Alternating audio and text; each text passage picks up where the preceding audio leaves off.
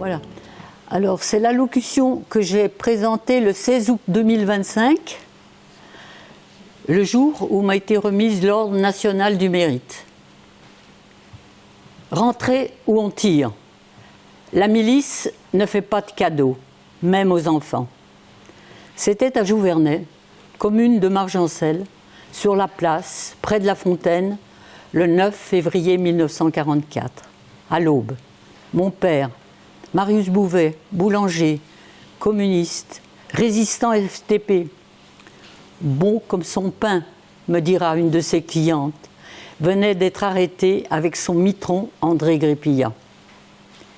Les miliciens sont montés dans la chambre de mes parents. « Où est votre mari? Habillez-vous. » Mon mari travaille la nuit, je ne sais pas. Ils ont alors passé dans le couloir. « C'est la chambre des enfants, péremptoire, a dit ma mère. » Ils sont redescendus. Nous, à la fenêtre, apeurés. L'ordre a claqué. J'avais eu le temps d'apercevoir de grandes et moins grandes silhouettes noires à l'angle de l'école. J'avais 7 ans. Ma mère voyait mon père et notre ouvrier devant la maison, déjà arrêtés et brutalisés.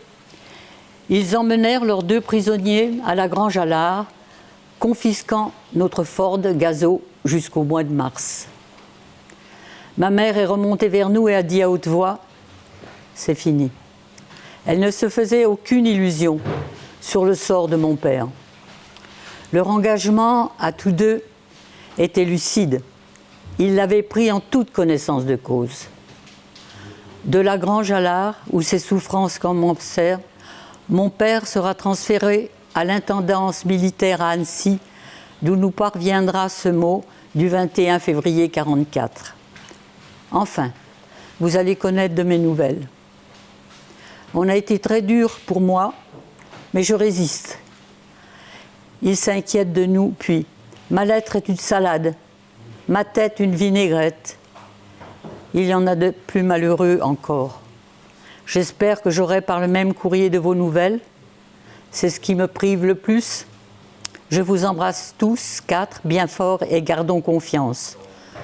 Je vous aime tous, Marius.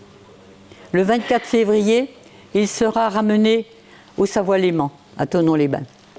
Ce qui s'est passé ensuite, les témoins l'ont dit et le diront encore, des sanglots dans la voix. Ce sera la condamnation à mort par la terrible et expéditive cour martiale milicienne.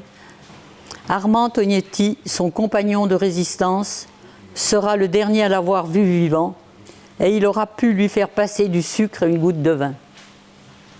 Le prêtre venu annoncer la tragédie à ma mère dira « Votre mari sera à la droite de Dieu. » C'était l'hommage d'un croyant à un incroyant.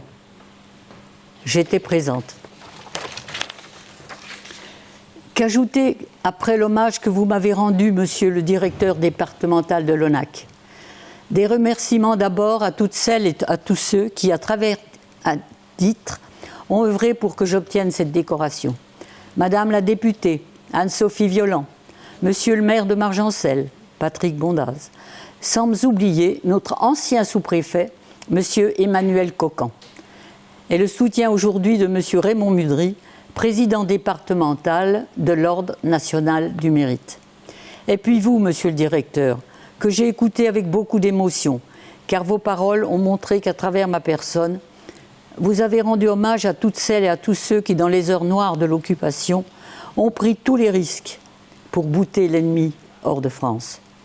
Ce que j'ai fait, ce que j'ai pu faire, a été possible parce que j'avais autour de moi des amis, des camarades qui partageaient mes opinions, dont certains étaient enfants de résistants fusillés, morts au combat ou non revenus de déportation, victimes des nazis ou des miliciens. Je me bornerai à quelques souvenirs marquants de ma vie de militante. Souvenirs de celle que j'appelais ma sœur allemande. C'était au temps où un président de la République avait, en 1974, supprimé la commémoration du 8 mai 1945 au nom de l'amitié franco-allemande. Dans ma famille, nous n'avions pas attendu M. Giscard d'Estaing pour pratiquer l'amitié franco-allemande. C'était en 1941, où nos familles avaient hébergé des communistes allemands qui plus tard allaient s'engager dans la résistance française. J'ai soigneusement gardé la lettre de Sonia qui se terminait ainsi. En mémoire de tous ces communistes émigrés et qui souvent sont morts aux côtés des communistes français et des résistants de toutes opinions, la victoire du 8 mai 1945 sur le fascisme doit rester une date importante dans l'histoire de nos peuples et pour son avenir. Souvenir de ces temps des luttes contre les guerres coloniales, contre le réarmement allemand, contre l'utilisation des armes nucléaires, contre la nomination du général hitlérien Speidel à Fontainebleau à la tête des forces terrestres françaises dans le cadre de l'OTAN. En un mot, ces temps de lutte pour la paix. Hélas, au soir de ma vie, je constate que les grands espoirs de 1944-1945 se sont envolés au fil du temps, comme le programme du Conseil national de la résistance. Pour répondre aux difficultés économiques, à la pauvreté qui gagne du terrain, de plus en plus nombreux parmi d'extrême droite répondent par la haine, comme en d'autres temps Hitler et Mussolini. En d'autres lieux, la guerre, y compris contre les populations civiles à Kiev ou à Gaza. Et voilà que se profile à nouveau la possibilité d'une guerre nucléaire, cette terrible menace que l'on croyait à jamais écartée. Alors, je reprends en mémoire le chant de notre jeunesse, l'hymne de la Fédération nationale mondiale de la jeunesse démocratique. Une seule espérance nous rassemble et nous dicte sa voix, et sur cette espérance, nous avons établi notre foi. Nous voulons chasser la haine pour toujours, et bannir la peur, la guerre sans retour, sans retour. Oui, nous voulons donner au peuple le bonheur, et bannir la peur, la guerre sans retour.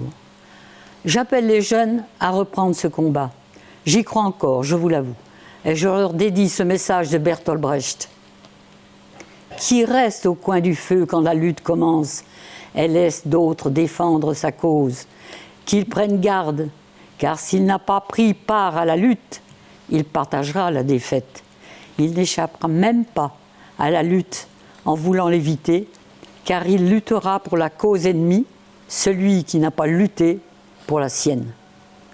Il me reste à vous remercier pour toutes celles et tous ceux qui êtes venus vous associer à cette rencontre, sans oublier les nombreuses excuses inévitables en cette période de vacances. Et puis sans le savoir, vous nous donnez l'occasion de fêter de manière originale nos 70 ans de mariage avec quelques jours d'avance. Voilà. Et figure la photo de Marius Bouvet, fusillé par la milice le 26 février 1944 à l'école hôtelière Savoie-Léman à Thonon, et Geneviève Bouvet née Plassat, veuve avec 3 enfants. Merci de votre attention.